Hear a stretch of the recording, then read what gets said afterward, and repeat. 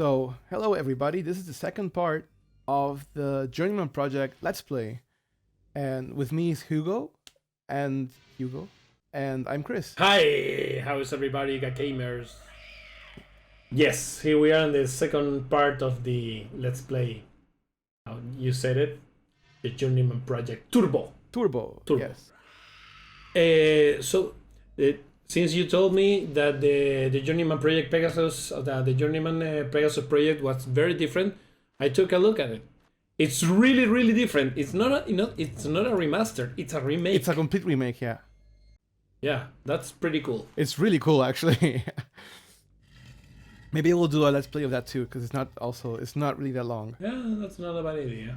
Okay, so here we are in the prehistoric era. We left off. We have to get the Journeyman historical log, which we're getting right now. So now we're gonna jump back to the future and the present. Yeah, to the present and compare the timelines, like the altered present to the present that was stored on this disk. Right. Since this point, I don't remember anything from the game now. I played it in 1995, I think. Probably, yeah. So, more than 25 years ago. I played this in 94, so the game was relatively new for Windows 3.1. The game originally came out in 92 for Mac.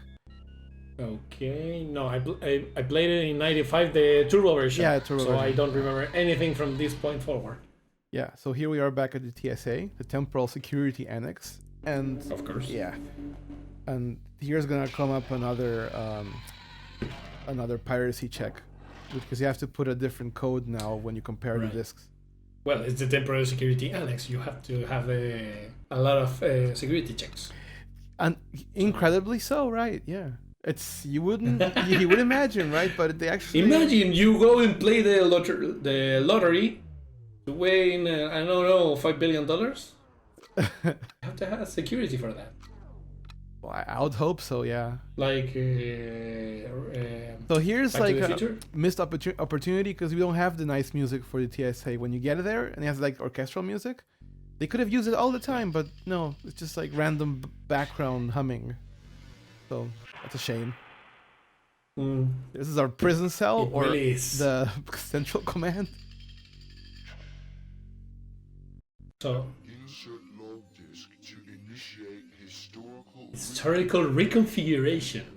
Yes, and this is actually kind of funny. The actual historical log, it's actually a CD-ROM, right? Because this game was meant to be like this CD-ROM game and all that stuff, right? So.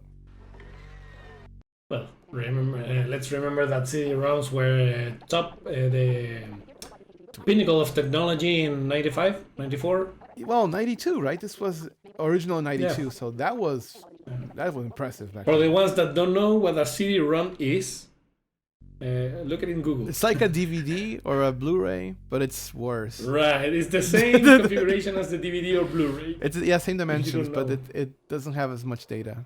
Right, but it only supports 700 megabytes of storage. Oh yeah, so here's the thing. The thing generates... Oh, the videos are working now.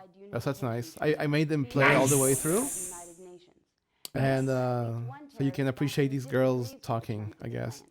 I like how in these old games, since the technological advancement in video games wasn't so like these days, of course, the production behind the videos to support the history is really nice.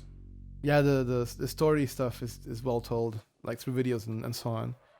There are a bunch of videos in this game, and maybe I'm not gonna play all of them, because otherwise that's gonna be very long. But right. Remember the 7th guest or the 11th hour? Yeah. All that stuff is lots of FMV stuff. Yeah. The 11th hour had like 4 discs, and there were a lot of videos to immerse you in the history, and they were really nice. They produce and act and everything.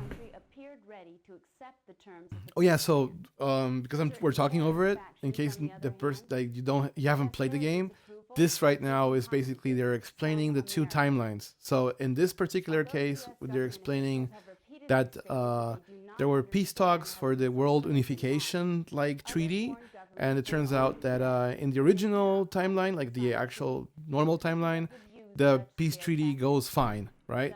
Because there's a country called Gorbistan, which whatever, and it turns out like they're okay with it. And then in the altered timeline, suddenly somebody like the U.S. launches a nuclear missile for no reason, and that disrupts the talks because even if it explodes like in the atmosphere, nothing happens. People were like really scared, and it just disrupts everything. August 3rd, 2185. Oh yeah, and this is the Mars Connolly one. This one is basically. This is the unaltered timeline. This is normal one, and this is basically there is a shuttle pilot for Mars Connolly, and he saw the alien ship, like an alien ship, and so that was. They saw each other, and then the alien ship went away, and that was like, wow, aliens, right? And in the altered version, the ponytail. in the altered version, the colony explodes, and the alien ship is destroyed. Project suddenly went offline last night, just moments after a reported sighting of an alien spacecraft. While it is still unclear what has happened, debris has been spotted by long-range scanners. So she's like reading because she like stuttered on a couple of lines. But I mean, it's fine. It's probably like the first take or second take, but. If the colony was destroyed, it is likely that all members of the 30. But yeah, the main thing is that the colony exploded, like it was destroyed. So the point was to probably make the aliens look bad. Hint, hint. Wink, wink, nudge, nudge. And here is the Sydney one, which is Dr. Enrique Castillo. Right. January 17th, 2310. A rally was held today at the World Science Center to discuss whether or not we are ready for interaction with alien races.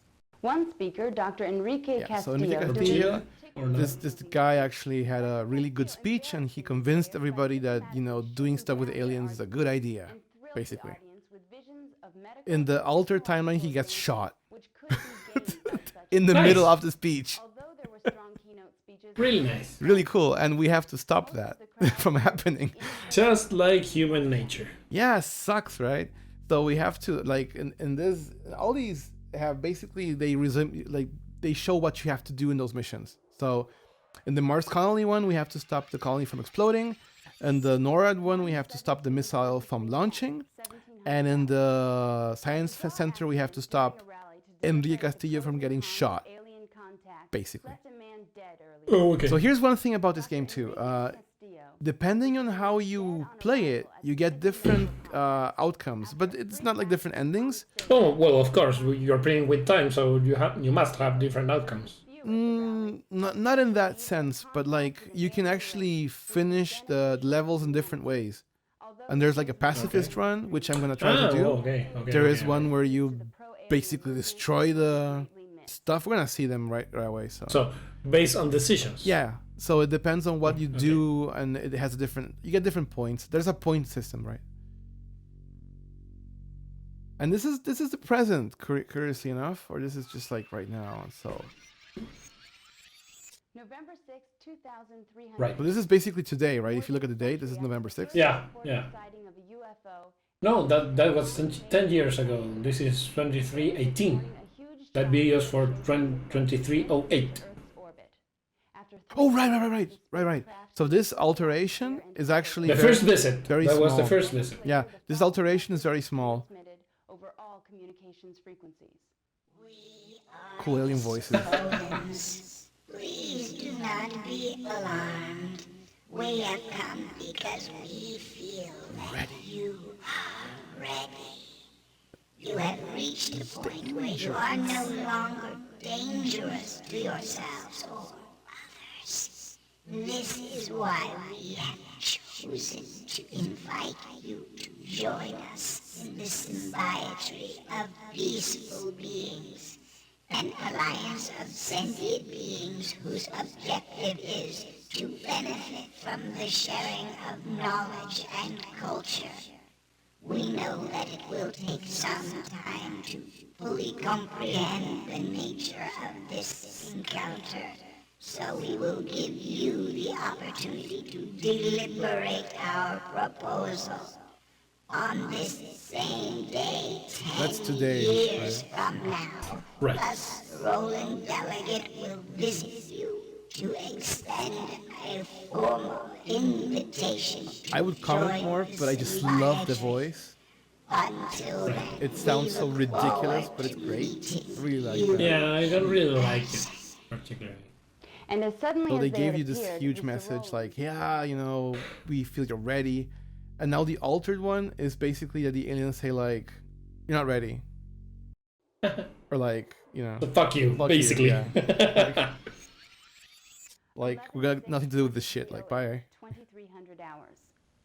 Today, 123 That's years a- after the it's a first shame, official but well UFO done. encounter, an alien spacecraft entered Earth's orbit. After several hours of silence and mounting tension, the aliens transmitted the following message over all communications frequencies. There you We go. will return when you are ready. We'll While return no when one you're is ready. quite sure what this message means, many people have voiced concern So about interacting I said with at the a beginning of potentially this let's play, like dangerous last alien episode, race. that the aliens don't have a huge factor in this game in particular. They only really matter in the third game. Yeah, well, Right. you still deal with why are these aliens so important because they're part of all this, right? So, well, that gets this like funny enough, the entire trilogy has a very coherent story, even if it seems it's like random right now. It actually gets Okay. like fleshed out in the later games, which is actually really nice. Okay. I'm just showing that you can't access the other videos anymore. They're gone forever.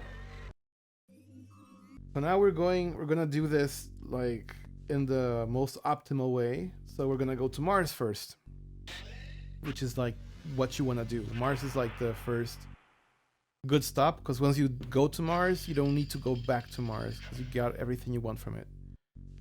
If you went to the other destinations, we would be missing things, or it would be kind of we had to hop back and forth. And the problem is, if you go to a time zone, say you go to NORAD or something, you can't like you can save inside that mission, but once you go back to the present, you can't go back to where you were in that mission. So every time you go back, you start at the same spot. Oh, okay. So it's a waste of time. I mean, you can remove objects and get certain items and then go back, yeah, but it's just a waste of time because you just better do this in order. In Pegasus Prime, you hop more between the time zones. You need to do more hopping around. And there is actually a pretty cool segment in NORAD with like submarines and stuff. Actually, really cool stuff. Nice. Yeah, they do a lot of good things in Pegasus Prime.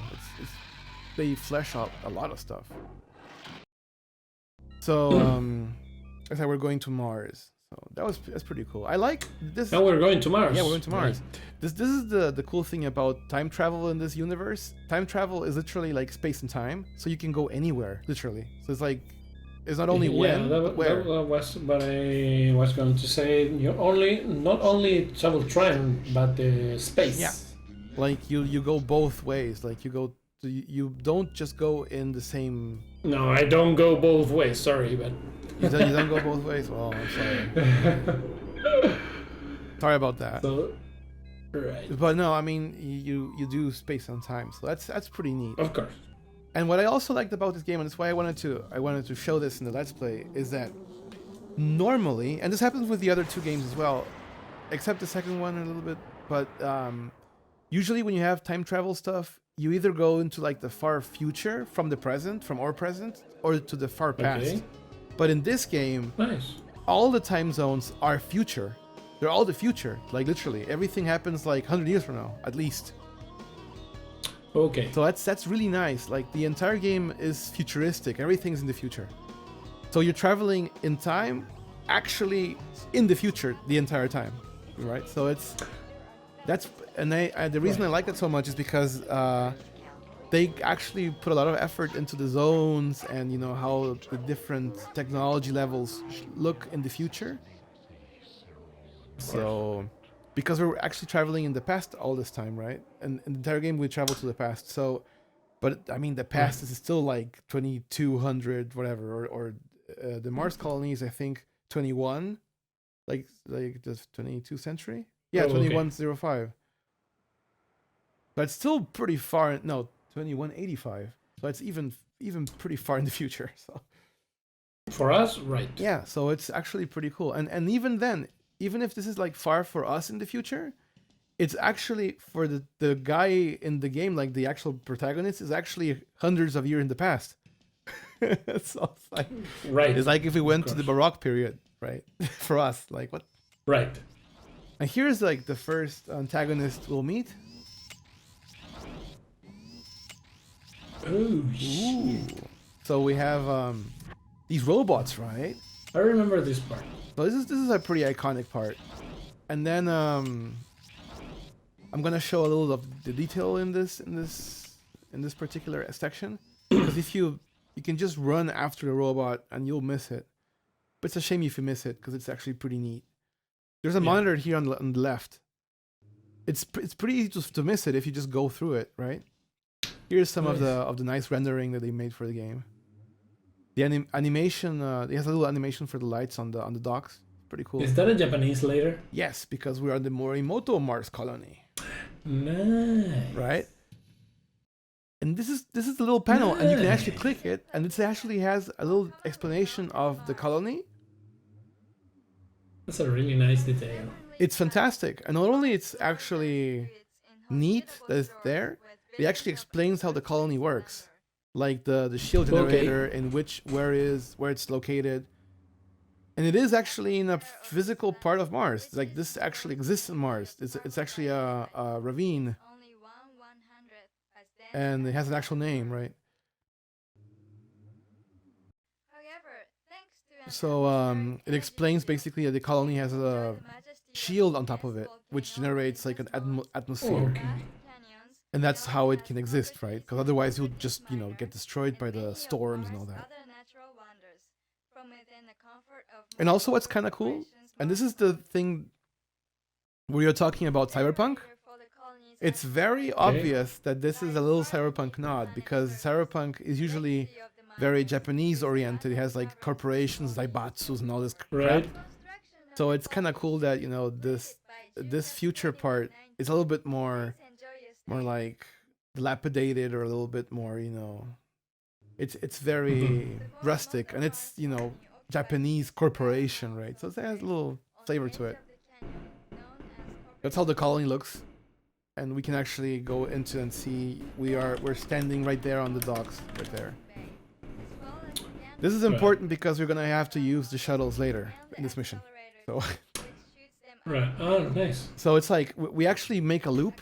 You see there in the bottom red part, that's where we're gonna go now, and the top part is where we're gonna come out later at the end. It's interesting, like the way the mission works. There's also maze and whatever. Also, they explain like that there's parts of the station which are sealed off because they were used by the miners before the station was established. So there's like stuff which is just tunnels and tunnels. It hasn't been renovated yet. So, and that's a little video. It's really cute that it's there. So, and now we're gonna go to that actual area, because we're gonna follow the robot, right? Because just went down there.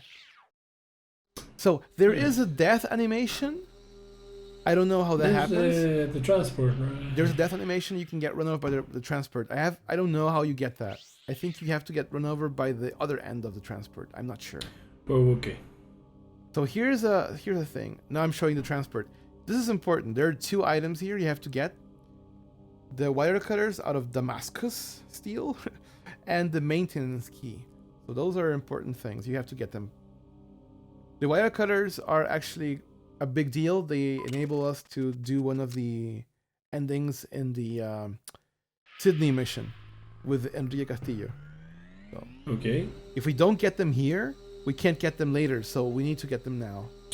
Okay. This is the reasons why we're gonna do Mars first, because we can get stuff for the other missions now. So this is actually pretty I nice. don't remember this part. God damn it. This is actually pretty cute because we had this little animation with Right, all the trial you do and the transport. yeah, and everything is now kind of rusted and like old because this is the old mining complex. Okay. And now we're gonna meet our friend again because just did something. What friend? The robot? Oh yeah, our good old friend the robot. Check out what he says here. Crap. This is part of the trailer. This is actually a big deal for the time. Yeah, it was in the trailer. Now he's gonna crash it. No, he's a very polite guy. He asks us to get out of his way, or we'll die. So if you stay Please there move your and you don't ass. do anything, he kills you. So there's a death for that. And now we're gonna also grab a oxygen mask. Look at that. It's important. That'll be really important in a bit. So yeah. Really, really nice. You can equip it by... I'm showing the inventory a little bit now because it's interesting how the inventory works. There is an arrow key that points towards the object. I'm not going to use it right now, so you have to dismiss that. If you press that, you actually get a little display for the items. So you see like where you got them, what they do. Yeah. It's actually pretty nice. And you have that for... Where you got them, that is really, really useful. Yeah, it helps.